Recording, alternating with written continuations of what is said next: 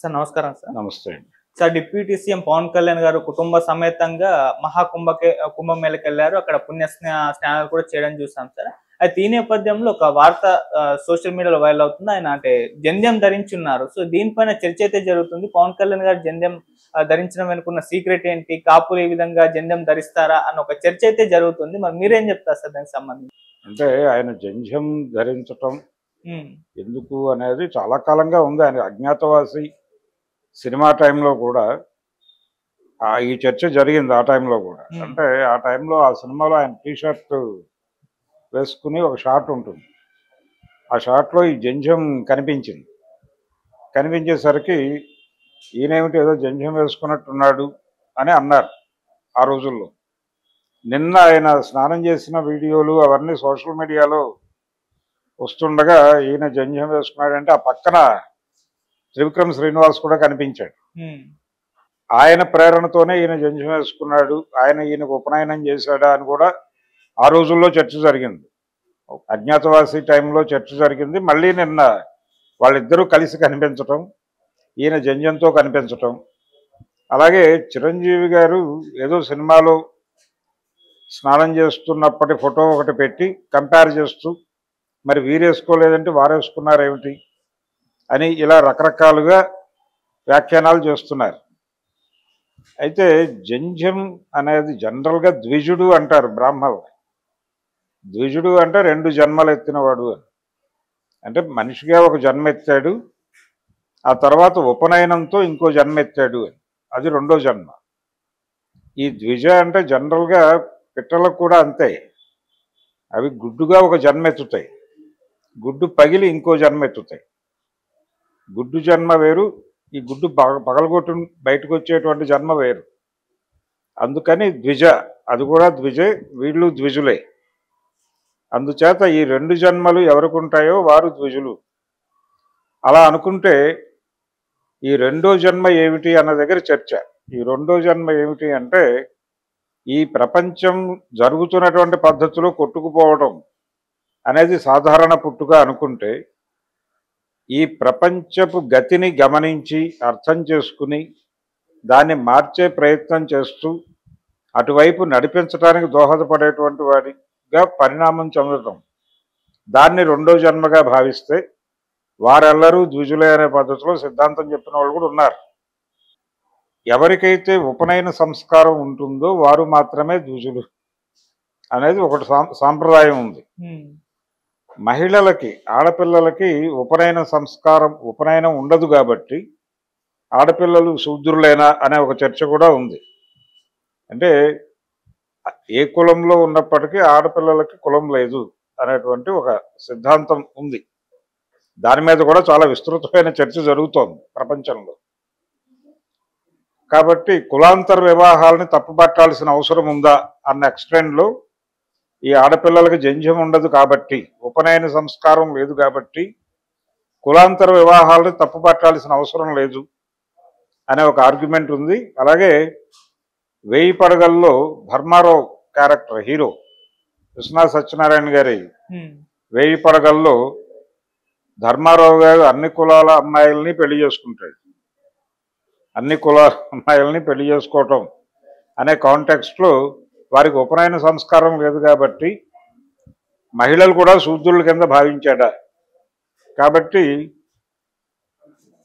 అక్కడ కులం అనే ప్రస్తావనే లేదు. అందుకని ఏ ఆడపిల్లనైనా ఎవరైనా చేసుకోవచ్చు అనే సిద్ధాంతాన్ని వారేవైనా ప్రతిపాదించారా అన్న కూడా చర్చలు ఉన్నాయి. అయితే ఇక్కడ పవన్ కళ్యాణ్ గారు ఆయన ప్రొజెక్ట్ అయింది మనకి కాపు అని. ఆయన కాపు అవునా కాదా అనే కూడా ఇంకో చర్చ ఉంది. వారి తండ్రి గారి కులం ఏమిటి, ఇలా రకరకాల చర్చలు మార్కెట్లో వారి ప్రయోజనాల కోసం ఫ్లోట్ చేసినటువంటి సందర్భాలు ఉన్నాయి. కొణిదెల అనేటువంటి ఇంటి పేరు ఉన్నవారు ఉన్నారా అని కూడా ఒక చర్చ నడిచింది ఆ మధ్య. ఏది, వారు కూటమిలోకి రాక పూర్వం నడిచింది. తర్వాత ఆ చర్చ ఆగింది. అంటే ఆ చర్చ వెనకాల ఎవరున్నారో ఈ వాక్యం వింటే అర్థమైపోతుంది. ఇలాంటి రకరకాల చర్చలు జరుగుతాయి మార్కెట్లో. అయితే ఇక్కడ జంధ్యం వేసుకోవటం దగ్గర ఈయన జంధ్యం ఎందుకు వేసుకున్నాడు అనేది పక్కన పెడితే, బ్రాహ్మలు మాత్రమే జంధ్యం వేసుకుంటారు అనుకుంటే క్షత్రియులు కూడా వేసుకుంటారు, వైశ్యులు కూడా వేసుకుంటారు. అంటే ముగ్గురికి ఉపనయన సంస్కారం ఉంది. క్షత్రియులు జంధ్యం వేసుకుంటారు, బ్రాహ్మలు వేసుకుంటారు, వైశ్యులు వేసుకుంటారు. ఈయన ఏ జంధ్యం వేసుకున్నాడు అనేది ఒక చర్చ. అది పక్కన పెట్టేస్తే ఈయన బ్రాహ్మడు అనుకుందాం తాత్కాలికంగా. జంధ్యం వేసుకున్నాడు కాబట్టి బ్రాహ్మడు అనుకుందాం. బ్రాహ్మడు అంటే బ్రహ్మజ్ఞానం ఉన్నవారెల్లరూ బ్రాహ్మలే అని ఎన్టీ రామారావు గారు ప్రవచించారు గతంలో. అంటే ఆయన ముఖ్యమంత్రిగా ఉన్న రోజుల్లో ఒకసారి రవీంద్ర భారతిలో ఉగాది వేడుకలు జరుగుతున్న సందర్భంగా కుర్తాళం పీఠాధిపతిగా ఉన్నటువంటి ప్రసాదరాయ కులపతి గారు ఉన్నారు అక్కడ. అప్పటికి ఇంకా ఆయన సన్యసించలేదు, ప్రసాదరాయ కులపతిగానే ఉన్నారు. అలా ప్రసాదరాయ కులపతిగా ఆయన పండితుడు, ఆయన ఉన్నారు. ఆయనతో పాటు ఆ పంచాంగ శ్రవణం చేసినటువంటి శాస్త్రి గారు ఉన్నారు. స్వస్తివాచనం చెప్తూ అందులో గోబ్రాహ్మణ అనేది కట్ చేసి చెప్పేశాట ఆయన. ఈ గోబ్రాహ్మణ అనేది ఎందుకు కట్ చేయాల్సి వచ్చిందని ఎన్టీ రామారావు గారు మైక్ తీసుకుని అడిగారట వారు. అయితే ఇది కట్ చేయమని ఆయనకి ముందు రోజు ఇన్ఫర్మేషన్ కమిషనర్ చెప్పాడట. అది కుర్తాళం పీఠాధిపతిగా ఇప్పుడు ప్రసాదరాయ కులపతి గారే ప్రపంచానికి చెప్పారు ఒక వీడియోలో. ఆయన ఆశ్రమంలో చేసినటువంటి ఒక ఉపన్యాసంలో ఇది దొర్లింది, దాన్ని రికార్డ్ చేసి యూట్యూబ్లో పెట్టారు, అది అవైలబుల్లే. అయితే రామారావు గారు ఇలా అడిగేసరికి, అంటే ఇన్ఫర్మేషన్ కమిషనర్ ఎందుకు చెప్పాడంటే ఆ మాట, ప్రసాదరాయ కులపతి గారు ఎలా చెప్తారంటే దాన్ని, ఇది రాజకీయాలు, ఇది కుల మతాలకు అతీతమైనటువంటివి. గోబ్రాహ్మణ అంటే ఒక కులం గురించి, గోవులకు మంచి జరగవలను, బ్రాహ్మణులకు మంచి జరగవలను అంటే, బ్రాహ్మలు అంటే ఒక కులం కదా, ఇదేమో మరి ప్రజాస్వామ్యం, ఇతర కులాల ప్రస్తావన లేదు అందులో. ఇతర కులాల ప్రస్తావన లేకుండా బ్రాహ్మణుల గురించి ప్రస్తావించడం సబబు కాదేమో, అందుకని అది పరిహరించి మిగిలినవి చదవండి అని చెప్పాడట ఆయన. చెప్పాడని ఈయన చెప్తున్నారు. ఆయన కాంటెక్స్ట్ ఇంకోటి అయి ఉండొచ్చు. ఎందుకంటే రామారావు గారి మీద ఒక ముద్ర ఉంది. ఆయన ఇండస్ట్రీ సినిమా పరిశ్రమలో ఉన్నప్పటి నుంచి ఆయన కొంచెం యాంటీ బ్రాహ్మిన్ ఇదేదో ఉండేది ఆయనకి. అంటే ఆయన స్వయంగా వివాహాలు చేయించినటువంటి చరిత్ర ఉంది ఆయన. అందుకని ఇది చదవకుండా ఉండటం బెటరు, ఎన్టీఆర్తో రిస్క్ అనే ఉద్దేశంతో అవాయిడ్ చేయించి ఉంటాడు అనేది నా ఉద్దేశం. కానీ వారు చెప్పింది అదే. ఎందుకంటే వారిది ప్రత్యక్ష అనుభవం, నాదేమో నేను దాన్ని వినటం ద్వారా నాకు అనిపించింది, నేను చెప్తున్నాను. ఇలా అన్న తర్వాత వీళ్ళు టోటల్గా అక్కడ అవాయిడ్ చేశారు దాన్ని. ఆ వాక్యాన్ని అవాయిడ్ చేసిన తర్వాత రామారావు గారు మైక్ తీసుకుని, గోవులకి బ్రాహ్మణులకి మంచి జరగాలి అని అనుకోవడంలో తప్పే ఉంది. గోవులు ఎలాగూ మనకు ఉపయోగపడే జంతువులే కదా, మనం రకరకాలుగా వాటిని వ్యవసాయానికి దానికి వాడుతున్నాం, దానికి మంచి జరగటం అంటే వ్యవసాయానికి మంచి జరగటం అనుకోవచ్చు, తప్పేం లేదు అని చెబుతూ, బ్రాహ్మలు అంటే ఒక కులం అనుకుంటున్నారేమో, మీరు అనుకుని అవాయిడ్ చేసి ఉంటారేమో, కానీ బ్రాహ్మలు అనేది ఒక కులం అని నేను అనుకోవటం లేదు అన్నట్టే ముఖ్యమంత్రి హోదాలో అనేసి, బ్రహ్మజ్ఞానం ఉన్నవారెల్లరూ బ్రాహ్మలే అన్నట్టే. కాబట్టి బ్రహ్మజ్ఞానం ఉన్నవాడు ఎవరైనా సరే బ్రాహ్మలు అని అంగీకరిస్తే, ఇప్పుడు పవన్ కళ్యాణ్ గారికి బ్రహ్మజ్ఞానం ఉందని అనుకోవాలా అనే ప్రశ్న ఉత్పన్నం అవుతుంది. ఆ రోజుల్లో రామారావు గారు దాన్ని, అంటే తన ఆర్గ్యుమెంటుని సమర్థించుకోవటానికి ఆయన శంకర విజయం నుంచి అంటే శంకరుడు వెడుతూ ఉండగా ఈశ్వరుడే, శివుడే ఒక చండాలుడి రూపంలో వస్తాడు ఎదురుకుండా. వస్తే ఈయన తప్పుకోమంటాడు. ఆయన తప్పుకోమంటే, నన్ను తప్పుకోమంటున్నావా, నాలో ఉన్నటువంటి ఈశ్వరుణ్ణి తప్పుకోమంటున్నావా నువ్వు అని ఘర్షణ పడతాడు ఈయన. అప్పుడు ఈయన తన తప్పు తెలుసుకుంటాడు. ఈ సమస్త ప్రకృతి ఈశ్వరమే కదా, నేను అనవసరంగా ఇతన్ని కులం పేరుతో తప్పుకోమంటున్నాను, ఇది తప్పే, నాది తప్పే అని చెప్పి ఈయన శంకరాచార్యుల వారు అంగీకరిస్తారు. అంగీకరించిన తర్వాత ఆయన ఈశ్వరుడిగా ఈయనకి సాక్షాత్కరిస్తాడు. ఇది ఒక కథ. దీన్ని ఆయన వేదిక మీద చెప్పి, అందుచేత బ్రహ్మజ్ఞానం ఉన్నవారు చండాలురైనప్పటికీను వారి బ్రాహ్మణుల కిందే లెక్కేయాలి అని శంకరుడు అంతటి వాడే చెప్పినప్పుడు మీకేమిటి సమస్య అని చెప్పి ఈయన అలా ఒక అరగంట 30 గంట పైన భారతీయ ఋషి సాంప్రదాయం అనే టాపిక్ మీద ఒక క్లాస్ తీసుకున్నాడు రవీంద్ర భారతిలో అనేది ఆయన చెప్పాడు, స్వామివారు చెప్పారు. కాబట్టి దాని ప్రకారం అకార్డింగ్ టు ఎన్టీ రామారావు చూస్తే పవన్ కళ్యాణ్ గారు బ్రహ్మజ్ఞాన వారు వేసుకోలేదు. ఈ బ్రహ్మజ్ఞాన ప్రబోధం చేసినటువంటి రామారావు గారికి గొడవ లేదు. ఆయన మీద బ్రాహ్మణ వ్యతిరేకి అని 2 విధాలుగా ముద్ర ఉంది. అంటే ఆయన అధికారంలోకి రాగానే కరణాలని, మున్సబుల్ని, ఇక్కడ పటేల్ పట్వారీ వ్యవస్థలని రద్దు చేశాడు. ఈ రద్దు చేయటం వల్ల కరణాలని రద్దు చేయటం ద్వారా నియోగ బ్రాహ్మణులు ఇబ్బంది పడ్డారు. ఆ తరువాత ఆయన 30/87 అని ఒక యాక్ట్ పట్టుకొచ్చి అనువంశక అర్చకత్వాన్ని రద్దు చేసి వైదికుల్ని కూడా ఇబ్బంది పెట్టాడు. అలా బ్రాహ్మణుల మీద వాంటెడ్గానే దాడి చేశాడు ఆయన అనే ఒక అభిప్రాయం ఉంది. ఈ నేపథ్యంలో చూస్తే ఈయన బ్రహ్మజ్ఞాన పవన్ కళ్యాణ్ అనే ప్రశ్న మీద చర్చ జరగాల్సి ఉంటుంది. అంటే ఆయనకి బ్రహ్మజ్ఞానం ప్రసాదించారా, ఎవరు ప్రసాదించారు, త్రివిక్రమ్ శ్రీనివాస్ గారు ఏమన్నా ప్రసాదించారా అనేది ఇంకో సందేహం. ఈ సందేహం ఆ రోజునే అజ్ఞాతవాసి టైంలోనే మొదలైంది. ఇంకొక చర్చ ఏంటంటే ఆయన కొంత లెఫ్ట్కు ఉండేవాడు పవన్ కళ్యాణ్. లెఫ్ట్కు ఉండి మాస్టర్జీ వీళ్ళందరినీ దగ్గరకు తీసుకుని ఉండేవాడు. ఆయనతో పాటలు రాయించుకున్నాడు తన సినిమాల్లో. జానీ సినిమాలో పాటలు రాశాడు ఆయన. నారాజు కాకురమ్మ అన్నయ్య అనే ఓ పాట ఉంది. నవాబులు నిర్మించిన నగరంలో ఉంటూ కులమతాల గొడవలు మీకు ఎందుకు రన్నా ఇలాంటి పాటలు పెట్టుకున్నాడు. రామ్ మందిర వివాదం మీద కూడా ఆయన నెగిటివ్ స్టేట్మెంట్ ఇచ్చాడు. అలాగే ఖుషీ సినిమాలో లిబరలైజ్డ్ ఎకానమీ మీద సెటైర్లు వేస్తూ ఒక పాట ఉంది. ఇలా రకరకాలుగా ఆయన లెఫ్ట్గా ప్రొజెక్ట్ అయ్యేటువంటి ప్రయత్నం ఒక దశలో జరిగింది. గద్దర్తో కూడా సన్నిహితంగా మెలిగిన సందర్భాలు ఉన్నాయి. అయితే సడన్గా ఆయన తన బండిని రైట్కి తిప్పాడు. రైట్కు తిప్పి రైటే నిజం అనే దిశగా వెళ్ళి అజ్ఞాతవాసి సినిమాలో ఆయన జంజం వేసుకుని కనిపించిన తర్వాత ఆయన పార్టీ పెట్టాడు. పార్టీ పెట్టిన తర్వాత అందరూ అనుకున్నట్టుగానే, అంటే ఆయన అప్పటికే రైటుకు తిరుగున్నాడు. జంజం వేసుకుని కనిపించిన క్షణమే అంతకు ముందే ఈ లెఫ్ట్ బ్యాచ్ మొత్తం బయటకు వచ్చేసింది. త్రివిక్రమ్ ఎంట్రీ తర్వాత వారు ప్రవేశించారు, మేము ఎగ్జిట్ అయ్యామని చెప్పి కూడా అందులో 2-3 బయట వ్యాఖ్యానించారు. ఈ బ్యాక్ డ్రాప్లో ఆయన పవన్ కళ్యాణ్ ఆయన మోడీకి అనుకూలంగా మాట్లాడటము, మోడీని కలవటం, అప్పటికి మోడీ ఇంకా ప్రధాని కాలేదు, వారిని వీరు దర్శించుకోవటం, ఆ ఫోటోలు బయటకు రావటం ఇవన్నీ చూసాం. ఆ తర్వాత నెమ్మదిగా ఆయన ఈ జనసేన వారి తరఫున ప్రచారం చేస్తుంది అని చెప్పి బాధ్యతలు తీసుకున్నాడు. 2014లో ఆయన ప్రచారం చేశాడు. అది అధికారంలోకి వచ్చింది. అక్కడ వరకు ఓకే.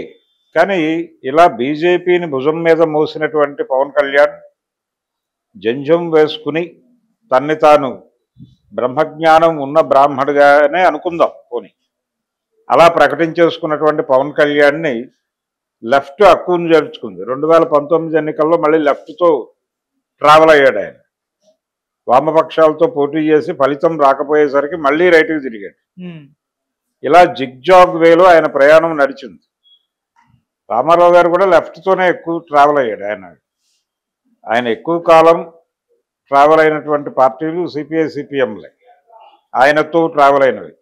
ఆయన కాషాయము, వీరేమో ఎరుపు, ఈ రెండు కలిసి ట్రావెల్ అయినటువంటి ఒక విచిత్రమైన సందర్భం. ఒక్క నాదెండ్ల వెన్నుపోటు సమయంలో జరిగినటువంటి ప్రజాస్వామ్య పోరాటం ఆ సమయంలో మాత్రమే బీజేపీతో సన్నిహితంగా ఉన్నాడు ఆయన. ఆ తర్వాత జరిగినటువంటి ఎన్నికలు 85లో జరిగినటువంటి ఎన్నికల్లో బీజేపీ పట్ల కొంత సాఫ్ట్గా వ్యవహరించిన సందర్భం కూడా ఉంది తెలుగుదేశం పార్టీ నుంచి. ఆ తర్వాత మళ్ళీ డీవియేట్ అయ్యాడు ఆయన. డీవియేట్ అయిన తర్వాత రామారావు గారు చేసిన 100 తప్పులని వాళ్ళ పుస్తకం వేశారు, కోర్టులో కేసులు వేశారు ఎన్టీఆర్ మీద, రకరకాలు జరిగినాయి.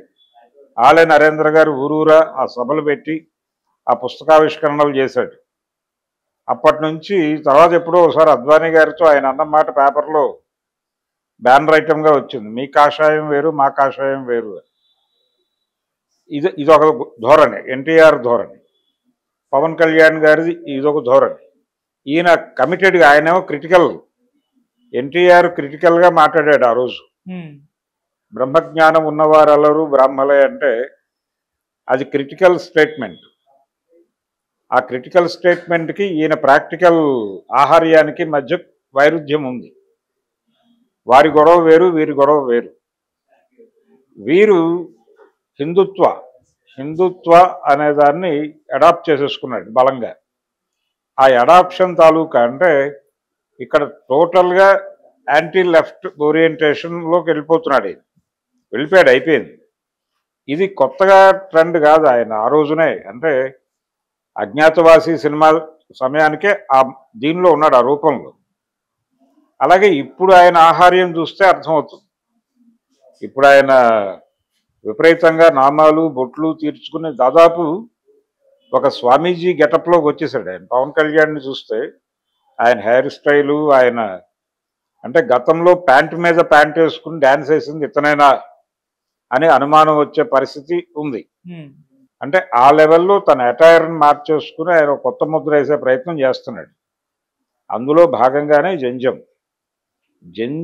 అనేది బ్రాహ్మణులకి సింబలైజ్ చేయటం, తద్వారా ఈయన బ్రాహ్మడిగా మారితే మారి ఉండొచ్చు, తప్పేం లేదు దానిలో. అకార్డింగ్ టు ఎన్టీ రామారావు ఇది బ్రాహ్మడిగా మారిపోయి ఉండొచ్చు. ఒకసారి ఒక స్టేట్మెంట్ ఇస్తే సరిపోతుంది. నేను బ్రహ్మజ్ఞానం ఉంది నాకు, అందుకని నేను జంధ్యం వేసుకున్నాను, నేను బ్రాహ్మణ్ణి అనేస్తే ప్రమాదం లేదు. బ్రాహ్మలు సమాజానికి చేసినటువంటి రకరకాల ఇబ్బందుల గురించి చాలామంది రకరకాలుగా మాట్లాడేశారు. అది అయిపోయింది ఆ చరిత్ర. కాబట్టి ఇప్పుడు అంటే గతంలో అభివృద్ధి లేకపోతే ప్రోగ్రెసివ్ ఐడియాలజీ అనే పేరుతో సమాజంలో ప్రచారంలో ఉన్నటువంటి భావజాలం మొత్తం కూడా తప్పు.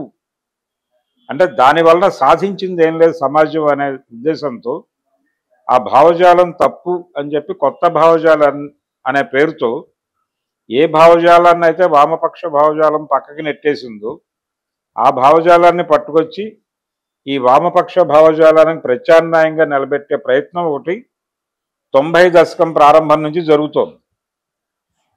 ఈ ప్రయత్నం సీరియస్గా సినిమాల్లో చేసినవాడు ఇతను త్రివిక్రమ్ శ్రీనివాస్.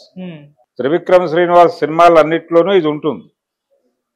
ఆయన పాత విలువలు చెప్పడం కోసం సినిమాలు తీస్తాడు కాన్షియస్గా. దానికి పెద్దగా ఇబ్బంది పడక్కర్లేదు. ఒక అద్భుతమైన ఉదాహరణ అలవైకుంఠపురంలో అనే సినిమా. ఈ సినిమా ముందు ఇంటి గుట్టు అనే ఒక సినిమా ఉంది ఎన్టీ రామారావు. ఆ సినిమాలో ఒక దొంగకి ఒక జడ్జి గారు శిక్ష వేస్తాడు. శిక్ష వేసి ఆ సందర్భంగా అతనికి ఏదో భార్య పురిటి నొప్పులతో, అంటే ప్రెగ్నెంట్ అయి ఉంటుంది, ఈయనకేమో జైలు శిక్ష వేస్తారు. దొంగకి అక్కడ ఇబ్బంది ఉందండి మా ఇంట్లో అని ఏదో చెప్తాడు. ఈయన విండు. దొంగ కడుపుని దొంగే పుడతాడు కదా అన్న టైప్లో ఏదో వ్యాఖ్యానాలు చేస్తాడు ఆయన. చేస్తే దొంగ కడుపును దొంగ ఎందుకు పుడతాడు అని చెప్పి ఆ దొంగ గారు ఆలోచించి వారు బయటికి వెళ్ళి తన కొడుకుని తీసుకెళ్ళి జడ్జి గారి ఇంట్లో పెట్టి జడ్జి గారి కొడుకుని తీసుకొచ్చి తన ఇంట్లో పెట్టేసి పెంచుతారు. ఈ దొంగ కొడుకు అక్కడ పెరిగి పోలీసు అవుతాడు. జడ్జి గారి కొడుకు ఇక్కడ పెరిగి దొంగ అవుతాడు. ఆ జడ్జి గారి కొడుకు దొంగ అయిపోయి పెరుగుతాడు కదా. ఈ దొంగ అయిపోయిన జడ్జి గారి కొడుకుని పోలీస్ అయినటువంటి దొంగ గారి కొడుకు అరెస్ట్ చేసేటువంటి పరిస్థితి. ఒక చాలా సీరియస్ క్రైమ్లో వీడు అదే జడ్జి గారి ముందు ఆ జడ్జి గారు తన పాత భావజాలంతో వీడికి శిక్ష చేసే ప్రయత్నం చేస్తాడు. ఇది ఆ సినిమా కథ. ఇక్కడ పెంపకమే ప్రధానం, కులం కాదు. ఎవడో ఏ కులంలో పుట్టినా కానీ వాడు ఎక్కడ పెరిగాడు అనే దాని మీద వాడి బ్రాటప్లో నుంచి వాడి తాలూకా కార్యక్రమాలన్నీ అక్కడి నుంచి రూపొందుతాయనేది ఆ సినిమాలో ఎస్టాబ్లిష్ చేశారు. ఇలాంటి కథే అలవైకుంఠపురంలో. ఇతను బాస్ కొడుకు ఒక చోట పెరుగుతాడు, ఈ గుమాస్తా కొడుకు అక్కడ పెరుగుతాడు. అక్కడ పెరిగినప్పటికీ గుమాస్తా కొడుకు గుమాస్తాలాగానే ఆలోచిస్తాడు. ఇక్కడ పెరిగినటువంటి బాస్ కొడుకు బాస్ లాగానే ఆలోచిస్తాడు. పుట్టుక నిర్ణయిస్తుంది, కులం నిర్ణయిస్తుంది అని మహానుభావుడైనటువంటి ఈ త్రివిక్రమ్ శ్రీనివాస్ అనేటువంటి పెద్ద మనిషి చెప్తాడు. ఈ భావజాలం ప్రమోట్ చేయటమే ఆయన సినిమాల లక్ష్యం. ఈ భావజాలమే వారికి ఇంకింది. ఈ భావజాలం ఇంకించుకోవటంలో భాగంగా వారు బ్రాహ్మణీకరణ చెంది ఉంటారు. ఆ చెందిన సందర్భంగానే వారు జంధ్యాన్ని ధరించారు. జంధ్యం ధరించటం తప్పని నేను అంటం లేదు, కానీ వారు ఏదైనా ధరించవచ్చు. ఎవరు ఏది ధరించినా తప్పులేదు. జంధ్యం తీసేయటం వెనకాల బ్రాహ్మణులకు ఒక ప్రయోజనం ఉండొచ్చు, జంధ్యం వేసుకోవడం వెనకాల ఆయనకు ఒక ప్రయోజనం ఉండొచ్చు. ఆ ప్రయోజనాల మధ్య ఘర్షణ ఉంటుంది ఖచ్చితంగా. ఆ ప్రయోజనాల మధ్య ఘర్షణ జరుగుతుంది. ఇది జంధ్యం వెనకాల ఉన్నటువంటి కథ. ఇక్కడ రామారావు గారి సిద్ధాంతానికి వీరి సిద్ధాంతానికి కూడా వైరుధ్యం ఉంది. వారి గోల వేరు, వీరి గోల వేరు. వీరు పూర్తిగా నమ్మారు దాన్ని. వారు దాని మీద విమర్శ చేశాడు, క్రిటికల్గా వెళ్ళాడు. ఇది జంధ్యం నేపథ్యం. అలాగే పవన్ కళ్యాణ్ గారి నేపథ్యం. వారు జంధ్యం వేసుకోవటం వెనకాల వారిని ఇన్ఫ్లుయెన్స్ చేసినటువంటి త్రివిక్రమ్ శ్రీనివాస్ గారి భావజాలం.